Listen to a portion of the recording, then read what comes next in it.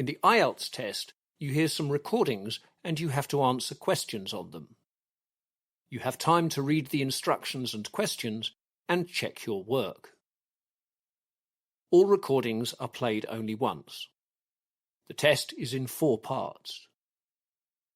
Now turn to Part 1. Part 1. You will hear a conversation between a man and a woman at an employment agency. First, you have some time to look at questions 1 to 5.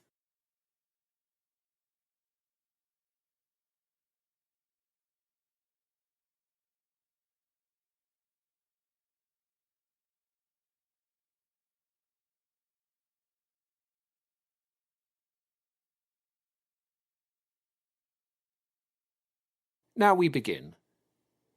You should answer the questions as you listen, as the recording is not played twice. Listen carefully to the conversation and answer questions 1 to 5. Hi there. Welcome to People Central. I'm Sarah. How can I help you? Hi Sarah, I'm Mark. I'm out of work right now and I'd like to find a job. I'm sure we can find something for you. We have lots of companies searching for people in different industries. What kind of job are you looking for? I'm looking for a job in accountancy. Fine. I'm sure we can help you out with that. To begin with, I need to take some personal details for our files. You said your first name is Mark. What's your surname? It's Castle. C-A-S-T-L-E. Thank you. And I need your address. It's 13 Wellington Street, South Brisbane, Queensland. And the postcode? It's 4101. Now I need your date of birth. It's 30th of May, 1988. Thank you. Let me just write that down. What was the month again? May, the 30th of May, 1988. Got it. Do you have an email address we can have? Yes. Let me think for a second which is best. Do you have more than one? Yes, I've got 3. Really? Okay, I think I know. The address you can use is markc@australianow.com. Okay, just a minute. I have to write that all down. Did you say the provider is australianow.com? That's right. Good. Now, what contact phone numbers do you want to give me? My home number is 07 3554 7671. Do you have a mobile phone number as well? As that's often the easiest way to get hold of people. Of course, my mobile number is 046 9153 443. Thanks. Now, let me look at the form. Yes, there's just one more initial question left, and that is whether you have any preferred areas where you'd like to work. I don't really want to travel too far from home, so the area of Brisbane, of course. And I suppose anywhere within a drive of about 2 hours. Before the conversation continues, you have some time to look at questions 6 to 10.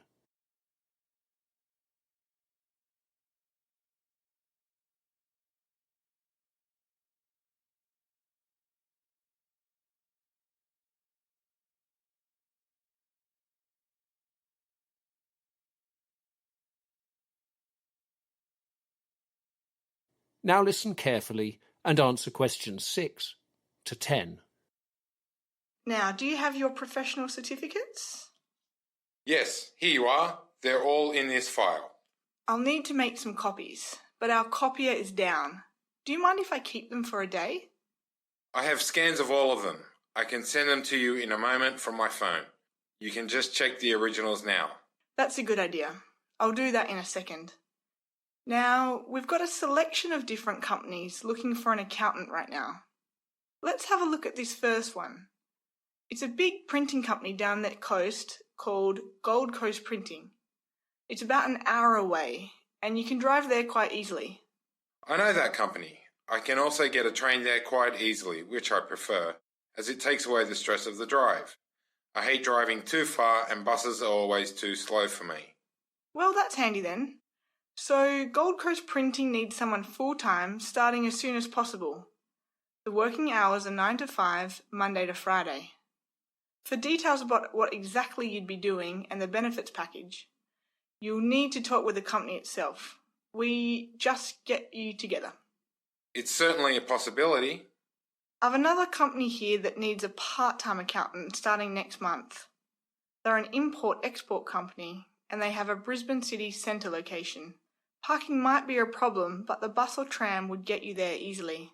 Yes, the travel is no headache and it'd be fun to work in the city centre, but I'm not sure about a part-time job.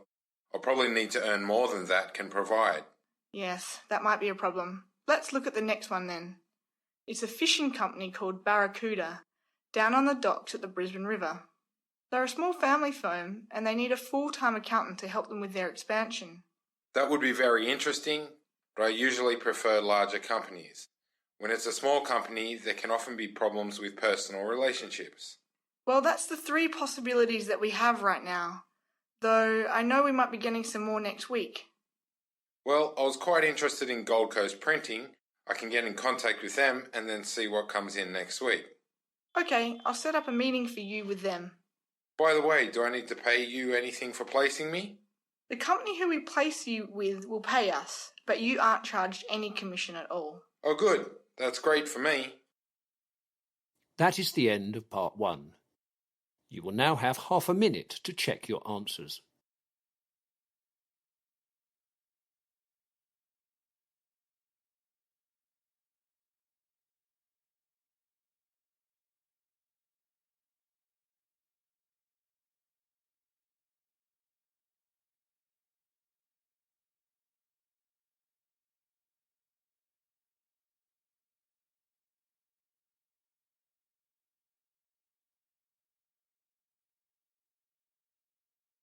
Now turn to part 2. Part 2. You will hear a woman giving an introductory talk at a health centre open day. First, you have some time to look at questions 11 to 17.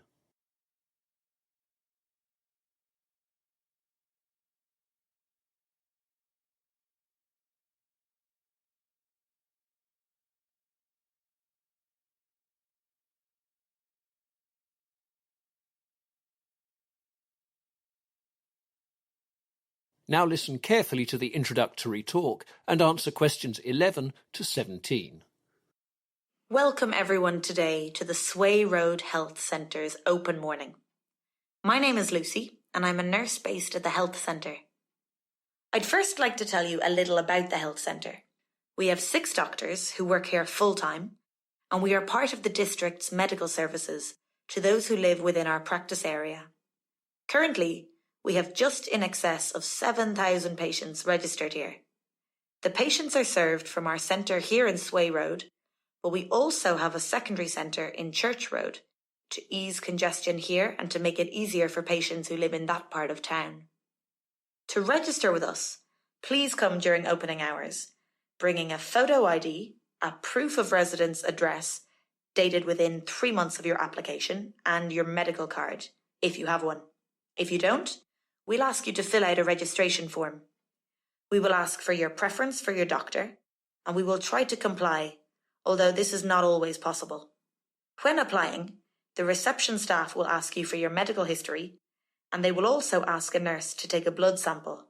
It's unusual that we would turn anyone down, and you can see a doctor as soon as you've registered.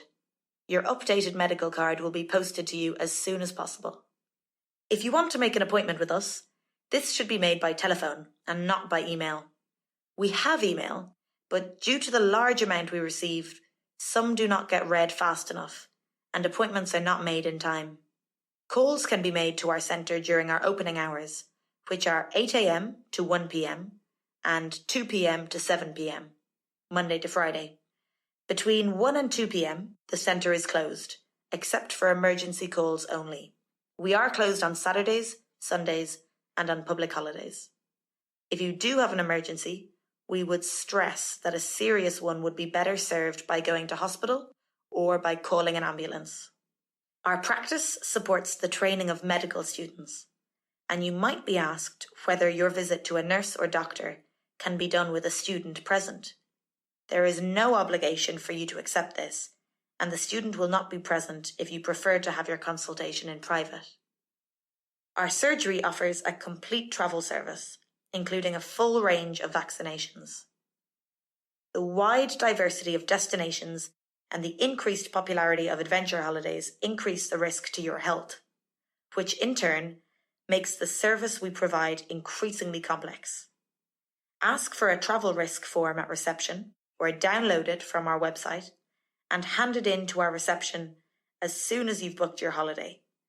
Our nurse will review the form and advise you on the vaccinations you should have.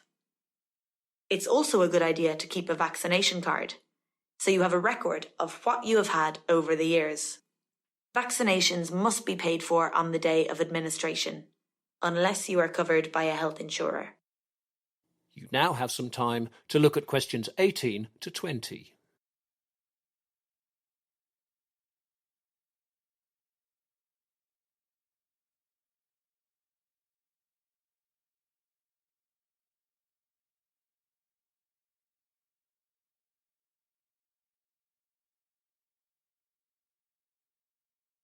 Now listen to the rest of the introductory talk and answer questions 18 to 20.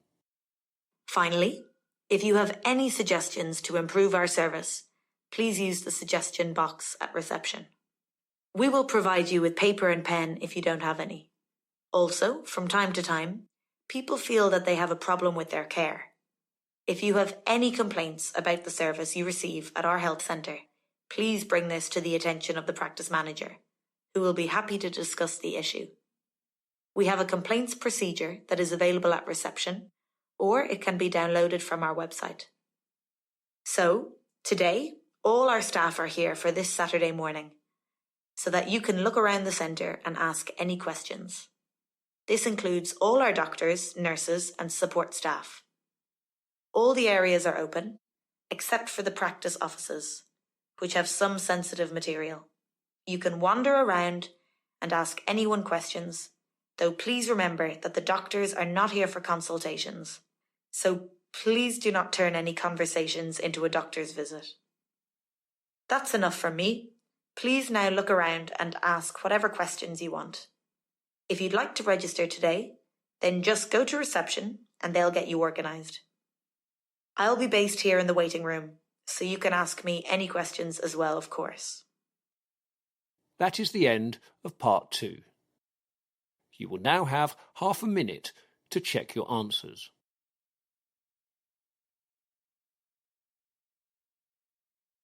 Part 3. You will hear part of a discussion between two drama students called Charles and Lorna about a songwriting course. First, you have some time to look at questions 21 to 25.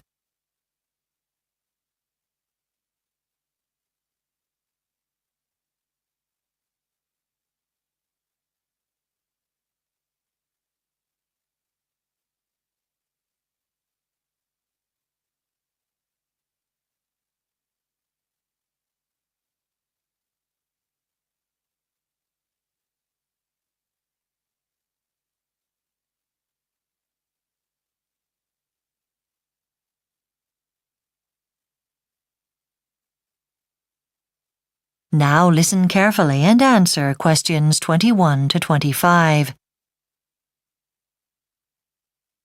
Hi, Charles. I'm writing my report on the songwriting course for drama students. You know, the 1-week residential course for drama students from different universities where you learn about writing songs. You did that course last year, didn't you? Could you give me some tips for the report? I'm having a few problems with it. Yes, it was great. Well, Lorna, you could start by thinking about what you got out of it. Evaluating how useful it was is simple. The challenge is not to go over length. Referring to published sources might help. That would make it more scholarly too. OK, I'll go with that. And saying why you did the songwriting course is important.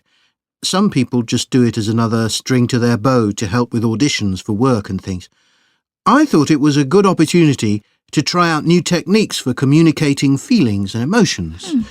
I was already confident about singing before I did it. I thought it was the location of the course which made it special, being held in a country house rather than in a university. They were doing some building work on part of the house, though, so it wasn't always easy to concentrate. I enjoyed the workshop most. How about you? Well, we were divided into 6 small groups for the afternoon, each with their own advisor. That was the best bit for me, having that discussion with an expert. When we got into pairs to start writing our songs, the idea was to combine people with different levels of knowledge and experience. But my partner preferred working on her own generally. And what did you think of the course content?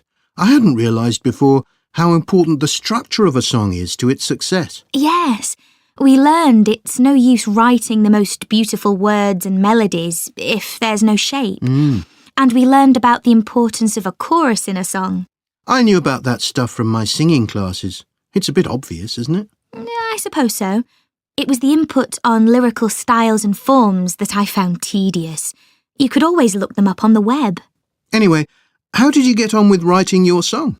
It was tough, and Peggy, my partner, was hard work, which wasn't funny, and writing was a slow process as a result of our lack of communication. By the time we finished, I was exhausted. Writing music from the heart is like that, especially by the end of a course.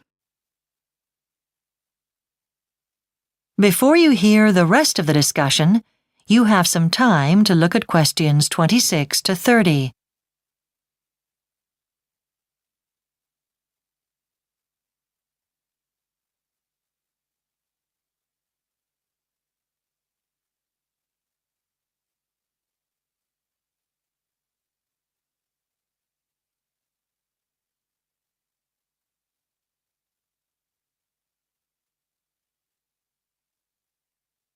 Now listen and answer questions 26 to 30.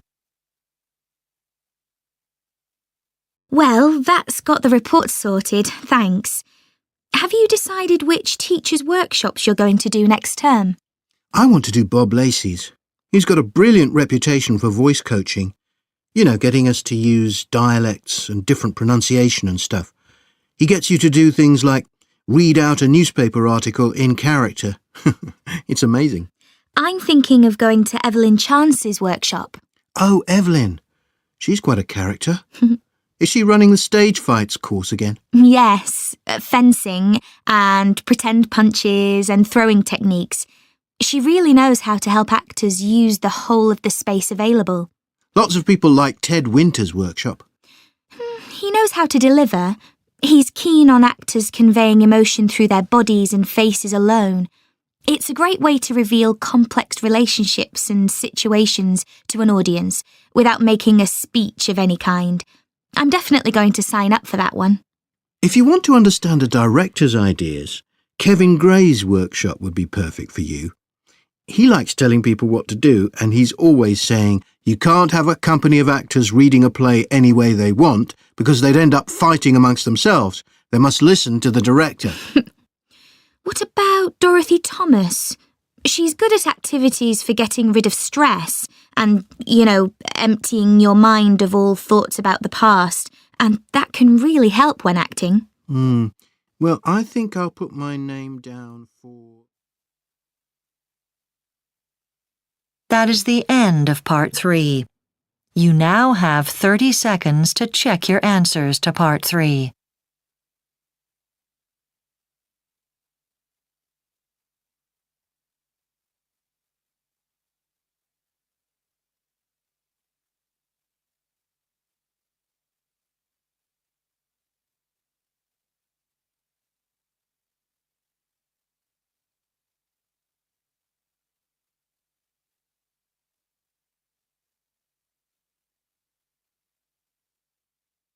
Now turn to section 4 on page 7.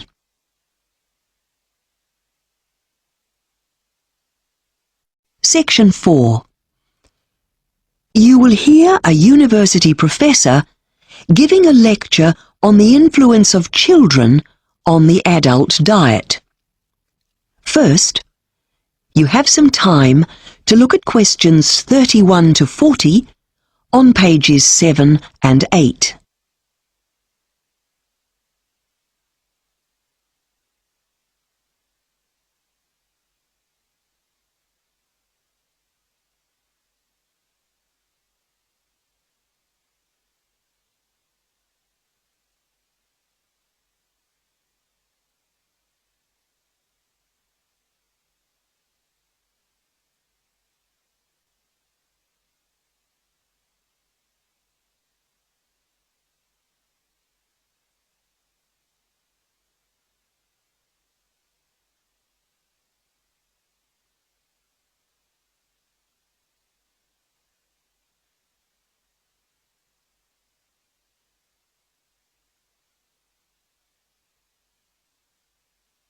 Now listen carefully and answer questions 31 to 40. Today we continue with our series of lectures on diet and society in the 21st century. We are all aware of the obesity epidemic facing our society. The reasons for this are well documented and are mainly due to poor eating habits coupled with too little exercise. In fact, a National Health and Nutrition Survey here in the U.S. concluded that the average total food intake increased considerably between the years 1971 and 2000. This appears to be a general trend across most age groups. In fact, apart from the over 60s, all areas of American society are consistently above the dietary guidelines for caloric intake and saturated fat. However, total fat consumption is highest for teenagers, and there is a clear correlation with fast food consumption. Among the wide range of factors influencing an individual's dietary choices, one of the strongest influences is the home. It will come as no surprise that within a family, the fat intakes of husbands and wives and parents and children who cohabit are remarkably similar. Many people assume that this relationship indicates the influence of parents on their children, but we wanted to ask if children influence poor diets in adults. This hypothesis had not been tested in a national sample until now. In our study, we focused only on adults, and we set our lower age limit at 17 and the upper one at 65. The key variable was the presence or absence of children, so we identified only those adults whose children were under 17. Other variables included the age of the adult, level of education they had reached, their ethnic background, their income, and foreign-born status. To obtain our data, first we conducted interviews in the respondents' own homes, and all in all, we interviewed 6,600 adults aged over 17. Then we invited them to mobile examination centers where surveys were conducted. From this information, we were able to focus not only on the total fat intake, but also on the person's total caloric consumption. Our results show that the presence of children led to significantly higher levels of both fat consumption and saturated fat in adults.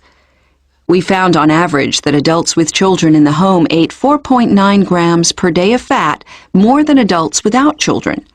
This result is consistent irrespective of race, gender, or age. The foods more commonly were convenience items high in fat or sugar, including pizza, salty snacks, and ice cream. Interestingly, there is a significantly higher percentage of adults in this group who drink milk.